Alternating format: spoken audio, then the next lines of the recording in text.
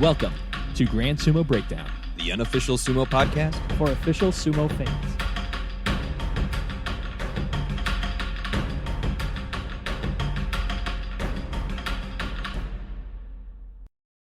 Welcome to Grand Sumo Breakdown. This is Jake, and today I am joined by Jamal out of Chicago Sumo. How you doing, Jamal? I'm doing all right, man. How are you?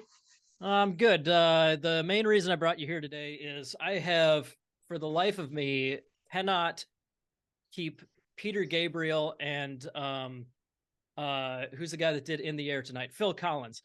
I can't keep them straight. So I figured you'd be the expert. You're the guy that I got to call. Oh yeah, I see why you had to wake me up for this. Those are the two guys. Exactly. Classic mistake. Yeah. I was driving home from the office and I'm like, shit, which one is this? I know it's one of the two. I know it's one of the two. I got one of these guys. Yeah. You know what? You did the right thing. I'm here for you. I'm here to support all your Phil Collins questions. Well, in the meantime, I suppose as long as I got you, we should talk about sumo wrestling a little bit. Reason that the time was right to bring you on here was we recently got back from the Rollertown Showdown in Dallas, and we got a crash course getting to know each other on 20-ish, 21 hours in the car together. Oh my gosh, it felt like 40, but yeah. Oh God, accurate. Especially with the company, right? Yeah. Oh yeah. Voldemort, right? Yeah. I'm not sure which of us you mean, but yeah, totally. Yes, that's which one I mean. Yes. Yeah, but no, the Rollertown Showdown was April 29th down there in Dallas, and Jamal and also from Chicago, Matt Shields came over to Des Moines, kind of like roundabout way to carpool, but we made it work. And I know it sucked for you to drive that way, but in the end, I think it was probably less total time in the car if you add it all together for everyone. Matt did most of the suffering. Okay. Yeah. He did most of the suffering. He drove, that's, salute to him. He's an angel, because driving that long, I just feel so, it's not for me. It's not for me. That's why I've never been an Uber driver. It's not my thing. Yeah. But it was a long ride, man, down there. It was really cool. For me, that's the second time I've done Dallas from Des Moines. But you had how far was it from Des Moines over to your side of Chicago? Indiana, man. Right? You're on the Indiana side. Oh yeah, dude. It was like an additional hour 30 just to get to Oswego to get to him, and then the 4 to get to you. So really, it's more like, if I'm rounding up, it's like 7 hours. Yeah, just getting to you. Oh man, it felt like 10, but I'm not complaining. Not complaining here. That's and it's like the least interesting part of the country to drive through. Oh man, there's nothing to look at all. Don't get me wrong. I'm glad that the weather at least appeared to be nice. Not much to see, unless you count the dispensaries. That's what I was doing. I was like, sure. Okay, dispensary, church. One of the things I remember us having fun talking about was you can tell what's legal in each state by what kind of stores are there just across the border from it. Yeah. For Iowa, it's the fireworks. They recently changed it, which sucks for me. I hate it. But that sounds terrible. For the longest time, fireworks were illegal in Iowa. So as soon as you cross a border in any direction, there's fireworks stores everywhere. And we saw the same with dispensaries and casinos and shit like that. Yeah, that was fun. But remember that one gas station? I'm sorry. Remember that one gas station that we got to and then immediately decided to go somewhere else? Yeah. Because it looked like that's where horror movies start. It was the sketchiest. Crazy. Yeah, we pulled into the parking lot, and I think the straw that broke the camel's back was there's no card reader. I'm not going inside this place to pay. Yeah, you won't come back outside. Yeah. That's why you stop before you're out of gas, so you have that option. Absolutely. Oh man. But yeah, so we'll talk about the event a little bit as well, of course. But I definitely wanted to talk about your journey into sumo wrestling, because this was you've been a fan of sumo for a while, and you've been practicing sumo for a little bit, but this was your first actual competition, right? Yeah, it was my first jump into anything. It's my first real grasp with sumo wrestling. Training with Gagamaru just the day before the tournament. That really like set me aside and let me know what's really about to happen, because yeah. it just, I never experienced it on that level of intensity before. It was really, really something. But what got me into it, when I was a kid, I used to watch these videos on YouTube where somebody would like upload the older clips, right around the time Chiyomaru and I want to say Chiyo no Fuji were still going, Oh, and sure. they added all these clips where they had superpowers on them, like they were shaking the doyo, they had powers. It was awesome. Long story short, that's what I used to watch. So everyone nicknamed me Sumo where I was from, because I was always watching the sumo videos. So I've always been a fan. And then some years later, I wanted to write a comic book about it, and I just started writing, and I got at least a half a draft in before I realized I don't know what the hell I'm talking about. Like, I know what it Yeah. looks like. I know what, Sure. like, but aside from that, I know nothing. So I start joining Facebook groups, and they were discussing when tournaments are gonna actually happen and how they're watching them. And that's when I got into it. And I've just been doing it for 3 years. And just last year I decided, before when I met Matt and everything, that I wanted to really know and feel what it's like. So I met Matt, I joined the group, I showed up to a few practices, and then I convinced myself to come down to Dallas for that event. And from then to now, I've learned so much. Like, it is a lot of information to process, but Yeah. it's very cool, being in the inner circle with you guys, learning all about sumo over here. It's a lot. Yeah, you picked you picked a hell of an event to start with. You kind of drinking from the fire hose as far as learning about sumo. Oh Um, man, yeah, I you felt it. mentioned you mentioned the Gagamaru training. That we talked about that a little bit on a previous episode. Go check out our episode with Rick and Bubba Garza. We also talked about that out of those guys out of Dallas. But yeah, what was your impression? Because like yeah, we had plenty of time to talk about sumo and just anything on that long ass Anything. drive. But but so we get there, we get our little Airbnb and everything, and we what did we do first? That was Thursday night. So yeah, we went out to dinner. We hung out with a few people. But yeah, Yeah. I mean it was late in the evening, and then next morning was when the first sumo happened. So what's your first impression? Like we leave our little Airbnb in that tiny little town, drive like 2 blocks over to where the event is, It and then we see the ring, right? So what was it like for you to start that out, and what were your first impressions? First off, shout out to Rick and Bubba. Love those guys. They're amazing. So strong, so awesome.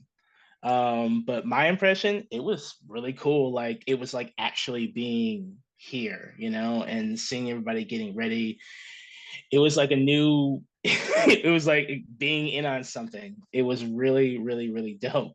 And once we actually got to training, it was all about just trying to make sure that I don't look like some first day amateur. All right, let me just Sure. keep up with everybody. I know everyone's doing this nonstop for days. I can't, like, stop at 30. I got to look like I know what I'm doing. It was a Yeah. lot of meeting everybody for the first time. Oh man, everybody's like anime characters. I just feel like like Yeah. it was so cool. I felt like a spy. Like, I'm learning their secrets. I'm learning Uh-huh. everything. And They just like boy, did let me I. join this. Like Yes. And they opened their arms. All oh yeah. right. And I left sweaty and bruised. All right. It was really, really, Yeah. really cool. That first day humbled the hell out of me. Yeah. I thought it would be like, all right, maybe I'll get the jump on maybe one or two people, but oh no, I instantly learned that's just not the case Yeah. at all. Not how it works really, is it? Yeah. No, it's really not. No, that was hey, that was the community of I don't think I've ever heard it as succinctly and well explained as that, but like yeah, it's just like showing up and it's full of anime characters and stuff, right? Yep, you're just like the 90th guy ready to get squashed by all the people who have been taking this seriously for weeks and years, and they're ready Yeah. to go. Yeah. Yeah. One of my other favorite things that like for me, let's see, which I think it would have been maybe Las Vegas. It doesn't matter. But for me, like hanging out with the people, like at one point it's almost like an imposter syndrome, where it's like they just like let anybody be like friends with everybody here and like just hang out and talk about sumo all day long. But yeah, what did you think about the people you got to meet? Everybody was really, really, really nice. Yeah, obviously, when it came to the training, it was all about showing our mean faces. Like, it was all about showing our tough faces. So I didn't really get to meet as many people formally on the training day as I did. I actually met more people the day of the tournament because that's where everybody's like sort of getting themselves open, and we had to get to that team dynamic. Yeah. So I really got to learn everybody then. But oh man, I can't think of a single person that wasn't gracious and humble and really nice to me. So it was just really, really, really cool. Yeah. Yeah, I mean, usually all the shit talking is like behind your back and stuff like Oh that. yeah, No, but absolutely. to your face, oh god, yeah, no. Yeah, to people. my sweethearts. Yeah. But don't get me wrong. I did my fair share of shit talking too when they left. Like, yeah, oh yeah, of course. Oh, I'm kicking his ass tomorrow, easily. Yeah. No. Next time I'm in the ring with that son of a bitch. Oh, I got. Oh yeah, I'm gonna rip his head off. Yeah. One thing that was really impressive to me was Gagamaru kind of guided us through like a professional style training where we do all these warm-ups and we have our drills, and then we kind of just go into matches where we support and study each other and stuff like that. And because we had so many people there, he kind of just like split us up into like 3 groups. So naturally, like the smaller, the newer people like start out in group 1. Then we had group 2 that was kind of in between, and then group 3 where it was like these are the biggest and like the most experienced guys, so that you'd roughly have similar levels of experience and like strength that you're wrestling against. And I looked over at you and I was like, okay, he's not joining group 1 with me. He must be joining group 2. And then group 2 comes along and I'm like, Jamal's not getting any matches. What's he doing? You just went straight in. You were like, screw it, I'm just going against the tough guys. What how'd you decide on that, and how'd it go for you? It's funny because actually Justin Kizzard was the one who decided to put me in group 3. He came over to me. And he said he was trying to figure out, I guess, which group to split me in. And he goes, okay, hit me. And then I push into him and give him all that I got. He goes, okay, group 3. And then he moves on. So that's how I got into group 3. And I hadn't realized, oh, well, who's in group 3? And then I looked around myself. I said, oh, wow. Wow, can I go group 2? I feel like I should start in group 2. But yeah, that's how that story went down.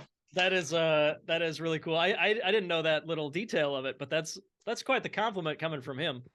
I know, right? And they kept on coming. Yeah. How'd the matches go for you on the training day there? I think for my first match was probably against Sean Bird.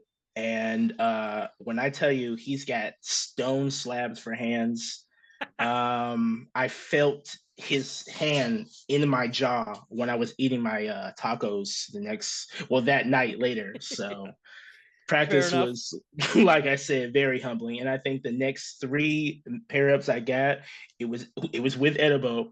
And oh my God, took the steam right out of my body. Just learned so much. Yeah. Training was like, it was humbling. It was cool. I said, I'll do push-ups all day. Let me do some more of these because these guys are going to throw me around. The training was something else. I was definitely feeling that superhero level of soreness to the first degree when I slept that night. Yeah. And then you get to compete. And then I got to compete. Yeah. So cool. So cool that it happened the next day after. Oh, man. Yeah, that we like I mentioned the episode with the Garzas, we talk about this as well, but the Rollertown was a bit different from normal. A normal tournament might be like, we got our light, middle, light heavy, and heavyweight, and then open weight, and all of those you're like on your own, double elimination, but you're your own guy. You're all on your own in that division. You may have other guys from your same club or whatever, but like it's all for one, right? Right. But you got to experience as your first tournament, the first one that I'm aware of, where we did like that full draft into 2 teams, Mm-hmm. which I don't know. Correct me if I'm wrong here, but I feel like that was a great way for a great tournament to have as your first tournament. Oh man, absolutely. I can't imagine my first tournament going any other way. Like I just the lessons that I was able to absorb from the other people on my team. And it Mhm. was really good as far as building, like I said earlier, I got to really know everybody on the day of the tournament Right. because after my matches and after their matches, where everyone was so supportive of each other. And I felt like for a first time experience in the sport, it was really special to do it where you got so many people who have been doing it for a while, people who are brand new, and then everybody in between just sort of like bonding and trying to teach each other during this whole thing. That was super special. That was Yeah. really cool that was my first one. Yeah. Yeah. So I guess next time when you're all on when you're on your own, if it's one of those tournaments, what are you going to do to prepare for that, I guess, or what kind of thoughts do you have going into a future tournament more on your Well, own? I'm gonna steal this from someone that I've been watching all day. Like I said, I've been watching Edibo. I've been watching him all day, and he when in between his matches, he gets headphones, and I guess he's over there just dancing and jamming out to music. Think I might steal that number. Sure. Blast some '80s, see if that can get me in the proper headspace. Peter Gabriel or Phil Collins or whoever. Yeah, Yeah, yeah. one of the two, one of the two greats. Yeah, no, that's that's yeah, I see there's some people that like to get just stay in their zone and all that. There's some people that whether it's a team tournament or not, they're running around like talking to people and like getting and giving advice and stuff like that. But yeah, I think I'd be interested to talk to you after whenever your next tournament is. What if it is a different format? Like what you think about that? Just as a second impression, uh, Got you. As a because I student, know no matter that, what, once the tournament's over, then everybody like regardless of type of tournament, then everybody just hangs out, gets down together. But oh yeah, saw a little bit of that. It was really cool. How everyone just after it was said and done, everyone. In fact, after the matches were done, people were just like really, really, really chill. So, mm, yeah, I'm at this point. I'm learning computers, so I can't wait to report on what I learn from yeah, any type of tournament that I may go to in the future. yeah, I gotcha. Speaking of future tournaments, figured it'd be a good time to talk about it here. I know you mentioned you're not positive on next step for you, but there are a couple options coming up this summer, and I just wanted to make a note of them Ooh, what we because got? there's one that I think I'm going to try and sell you on. Um, Okay. but the U.S. Open is one of the biggest events of the year. It's certainly the biggest in North America here. But that's coming up on the 20th. We'll have more coverage of that one, but that's one that like already gets coverage, so it doesn't necessarily need extra cooks in the kitchen, I guess. But I'll certainly Gotcha. we're gonna do like a recap of that at some point. The one that I think you should go to, June 10th in Grand Rapids, because that's not all that far of a drive for you at all. Yeah, as I've recently experienced. Yeah. That's the Riverfront Sumo Open. That's hosted by Grand Rapids Sumo Club. That one last year was they referred to it as the JFAX tournament. It's at like a Japan cultural convention kind of thing. They sent some Okay. pictures of the venue. It looks like some sort of like it looks like what an airport would look like in the Star Trek universe. It's it's just this super pretty, like over the top architecture and all that. But essentially, they kind of just set up in like the entrance hall to the convention. If it's the same Okay. place as last year, and yeah, they just set up their mats and like everybody coming in to see all the anime stuff or cultural demonstrations or whatever. They just walk right past the sumo to start with. Why not? Um, Right. but yeah, so that is June 10th in Grand Rapids, Michigan. Look up Grand Rapids Sumo Club to find that one. And then if you're if you're interested in driving back down to Dallas, they are doing the Cowboy Cup. The Cowboy Cup, this will be the second year for that one, and that is right away, less than 2 months after Rollertown. Oh my gosh. Yeah, I don't know how Corey's going to survive planning those two events. But the He's Cowboy got Cup that is dog in June. him. Yeah, he does. As far as like getting his club out there, hell yes. But the Cowboy Cup is June 17th, so we'll make sure that we'll make sure to keep an eye out for that. Do some coverage of that one for sure. But I'm gonna make sure that you got details for this Riverfront one in Grand Rapids. All right. I'll be looking in for that one. That's about as close as it's gonna get for us Midwestern guys. So Gotcha. Oh well. But yeah, so you mentioned on how you got into sumo. Comic books was kind of like your comic books and like YouTube videos of old sumo kind of intersecting there. How much would you want to share about the sumo comic you are writing? Well, all I can share is that it's a story about growth as a human being, and more importantly for us fans of the sport, it's a love of something that we feel like we're the only ones who kind of appreciate at this point. And like all the other guys who make the clubs and trying to bring people into the sport, I feel like this is my way of trying to bring the sport to more people as well. And yeah, that's all I can say at this point. Yeah, no spoilers. Okay. Yeah. Good, well, good discipline. I appreciate that. We'll just Hey, have I'm to trying. wait. I'm working on it every day. All right, fine. I'll drop that one. But your as part of that though, your other nerdy pursuit is your podcast. Tell us a little bit about that. I am part of a four-man band. All right. It's called the Thirsty Nerds Podcast.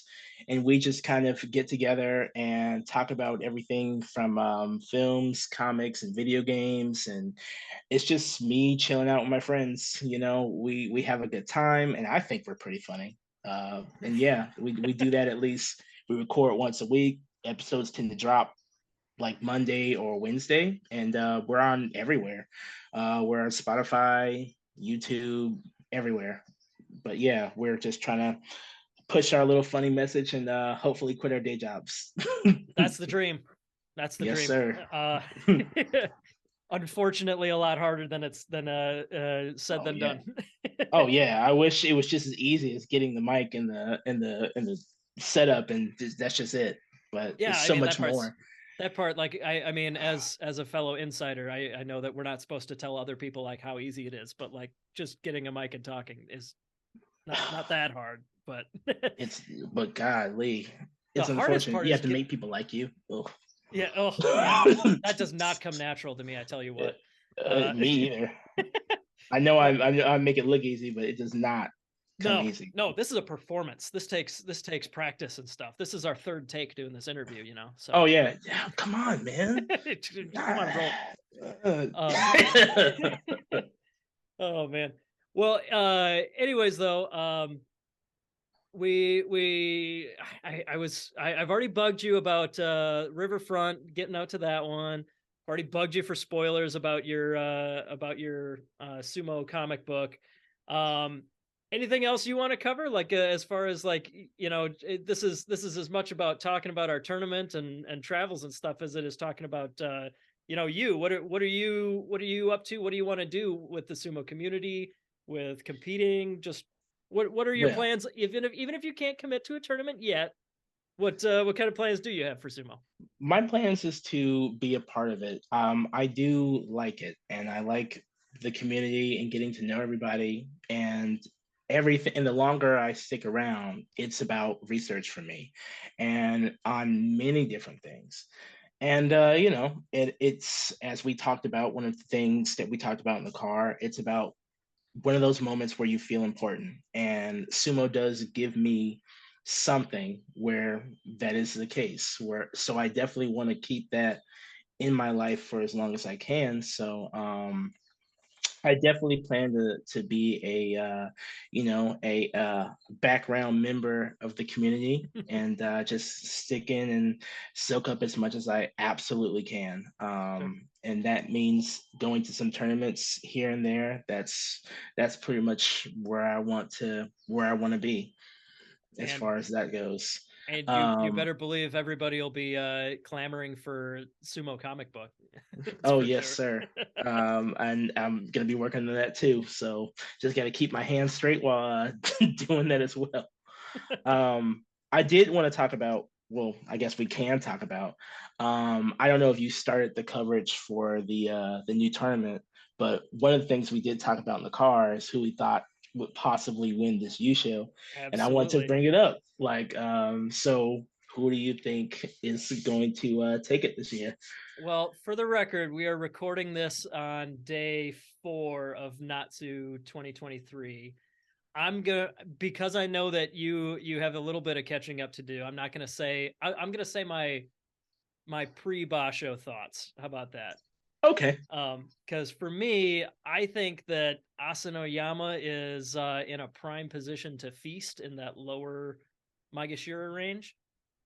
He's the guy that I picked as far as the one that I'm putting my money where my mouth is, like for our podcast betting series. Okay. Asanoyama is the guy that I picked to do the best, but I'm not super confident in Terano Fuji or Takakeisho. I'm not either this time around. And other main storyline was I'm feeling real good about the 4 Ozeki hopefuls. But yeah, what are your thoughts? What are you looking forward to? Well, I'm always looking forward to Ura's performance. Whether he wins or gets close enough before he decides I'm changing my mind, it's Takakeisho. I'm looking forward to Shodai as well. Hopefully, he'll put up a good performance this time around. But I have it in the back of my head that at some point, it may not be this tournament, it could be the next one, but I think Daisho is gonna come through for us, all right, and win another one, all Mm-hmm. right, and get. I just think he's the one. I think he's the golden child. I could be wrong. I've been watching the sport for only a couple of years, so I'm just going off feelings and vibes. But I Sure. feel, I feel it in my heart. It's gonna be him. All right. Yeah. So that's where I'm. That's where I'm at. I do remember my initial reaction when you mentioned Daisho as like one of your favorite guys, one of the guys that you're picking to go forward. Like, my first reaction was, him? Really? I mean, it absolutely makes sense, but like for me, he's one of those guys, and I joke about it on our show. Like, I know that he's won a tournament, but for whatever reason, he's just kind of forgettable to me. Like, it's just, I don't know. He seems too like store brand Takakeisho kind of deal. But I see what you're getting at. But I mean, now he's knocking on the door of Ozeki, and like from a objective point of view, you're absolutely right. Of course, he's doing great. Of course, he's one to watch. But yeah, I thought that was interesting because he's not a guy that normally comes up in favorite wrestler conversations. Well, listen, man. When I started watching sumo wrestling, it was either I wanted to focus on the little guys, like if I ever did it. This is before I ever met Matt or knew that it was a real thing over here.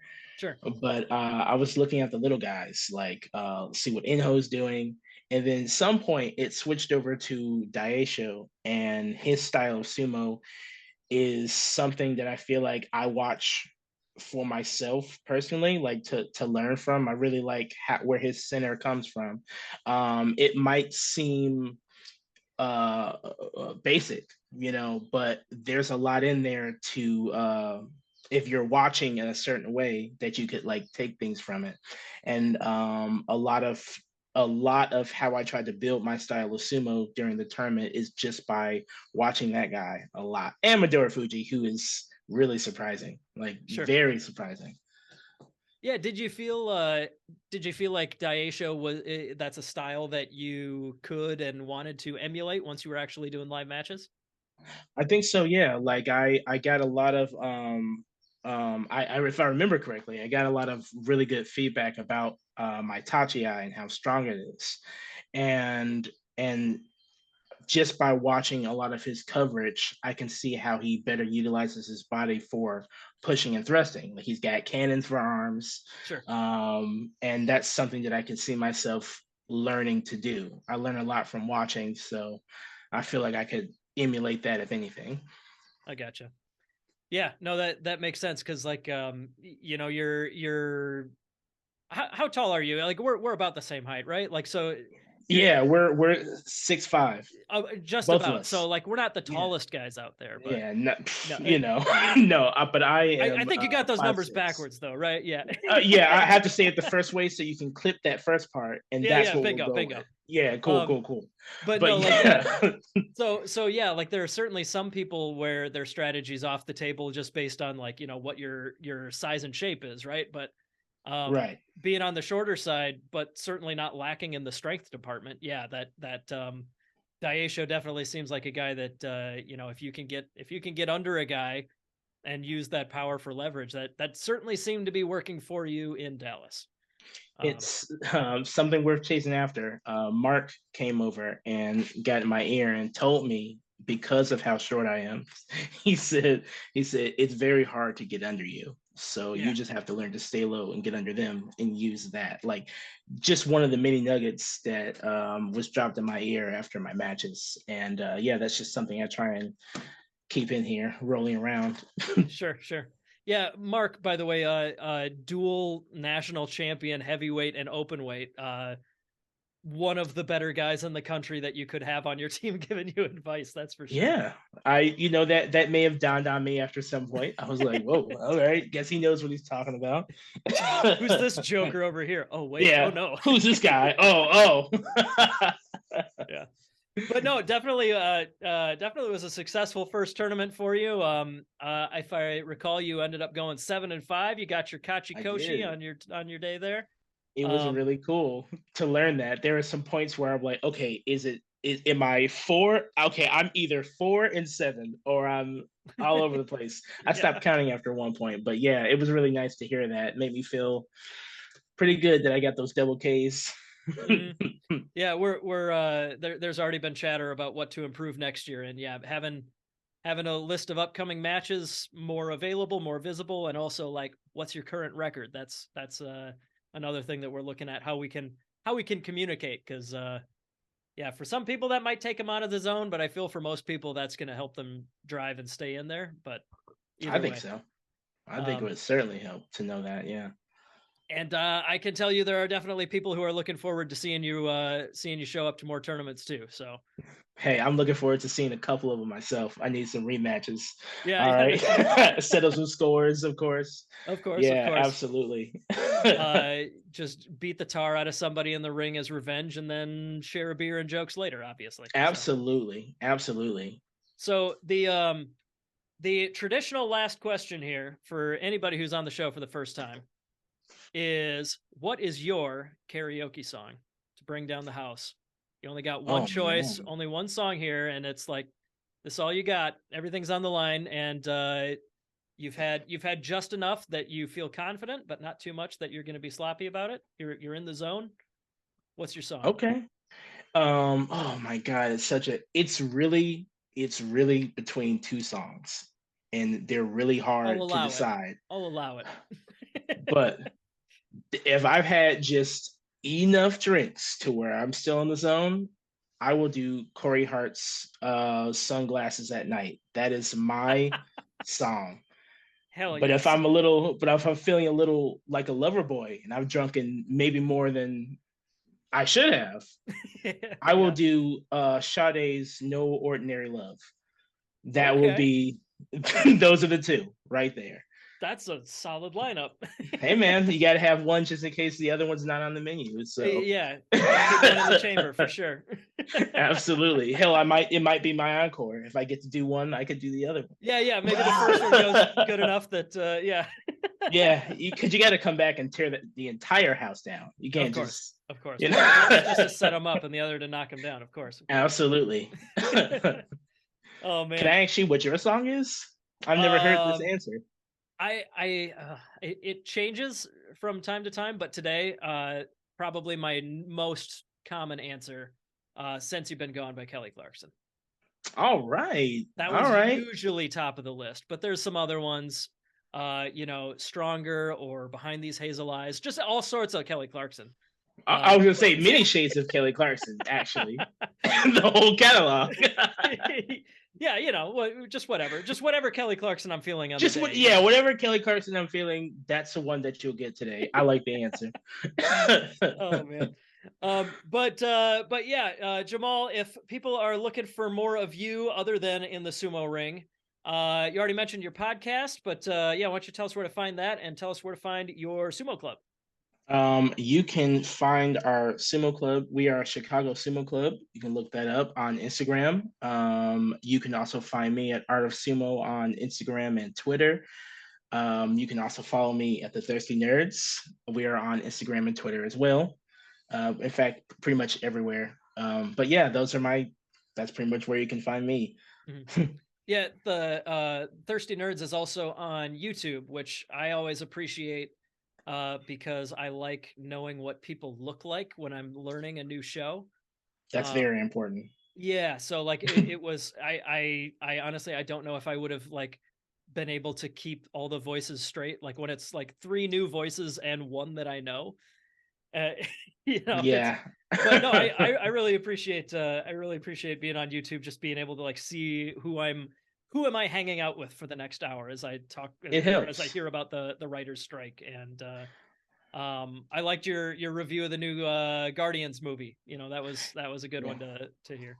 Thank you. We try and keep it honest, and fair in this realm of media. Oh well. But yeah, thanks so much for joining me, Jamal, and we will see you at the Riverfront Sumo Open in June. Happy to do it. Yes, you very well might. Oh man. Thank you, sir. Thanks for having me on. I really appreciate it. All right, catch you later. Thank you for listening to Grand Sumo Breakdown. Until next time, Throw your salt high and keep moving forward.